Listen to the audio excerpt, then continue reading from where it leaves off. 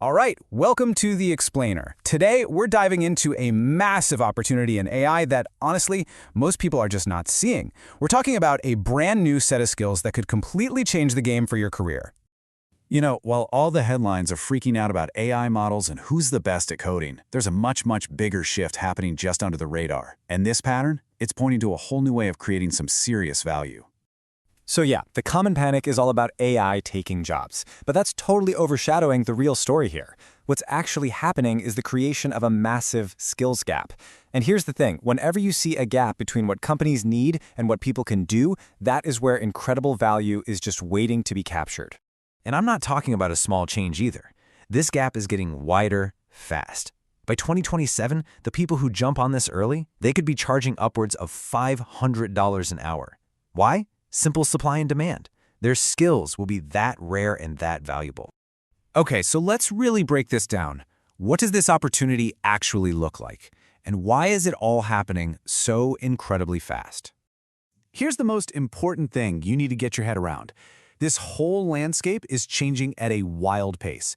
The skills that are most valuable today aren't things we've known about for years.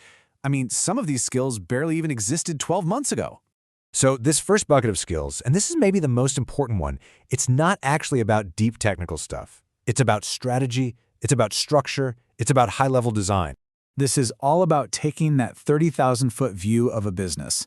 Instead of just, throwing an AI at a problem and hoping for the best, this is about being an architect.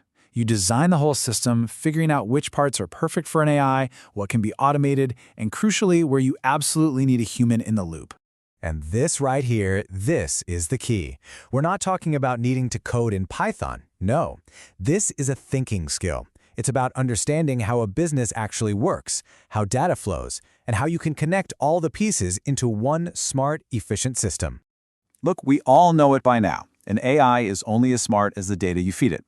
So this skill is all about making sure an AI is learning from the exact right information to become a true specialist for one company, not just some generic off-the-shelf tool. Yeah, think of it like this. You're not a data scientist. You're more like a super specialized librarian. Your job is to meticulously organize a custom library. Maybe it's case files for a law firm or brand voice guides for a marketing team, so the AI can study it and become uniquely, incredibly valuable to that one business. Okay, so you've got the big picture, the grand design. Now what? How do you actually build it? This brings us to the next part, the practical, hands-on skills of building AI workflows. This is where no-code tools come in, and they're a total game changer. They're basically like digital Lego bricks that let you connect different apps. So you can build these amazing automated systems, like pull data from an email, send it to an AI to summarize, then have it automatically create a to-do list in your project tool. All of it without writing a single line of code. It's incredible. But wait a second. Building the workflow is one thing. That's just the plumbing. It brings up a huge question, right? How do you make sure the work the AI is doing is, actually any good? And this is where you, the human, become absolutely essential. This is a skill that's part editor, part brand expert, and part, AI wrangler. You become the final quality check, the guardian who makes sure everything that AI puts out, every email, every report, is perfect. Okay, so you've designed the system. You built the workflows. You're done, right? Nope. The job's not over. The next set of skills is all about keeping these systems running perfectly and actually making them even better over time. It's just like a car. You can't just buy it and drive it forever without a tune-up. These automated systems need a mechanic. Someone has to go in, audit the workflows, find the little bugs or broken links, and constantly tweak them to make them run faster and smarter. Now this is a really critical point. Everyone, and I mean everyone, is obsessed with prompt engineering. But guess what? That's quickly becoming a basic skill. The real long-term value is shifting to what we call context engineering. It's about building systems where the AI already has all the background info it needs to be a smart, helpful teammate from the second you turn it on. And this last skill ties it all together. It's the art of designing those perfect, seamless handoffs between the AI and the human experts. You figure out how to let the AI do the heavy lifting, the first 80% of the work, and then have a human come in for that crucial final 20% of review. That's the magic formula. You get insane speed and perfect quality. Phew, okay, we have covered a lot of ground, so let's bring it all home. What's the big takeaway here? What does this playbook mean for you starting today?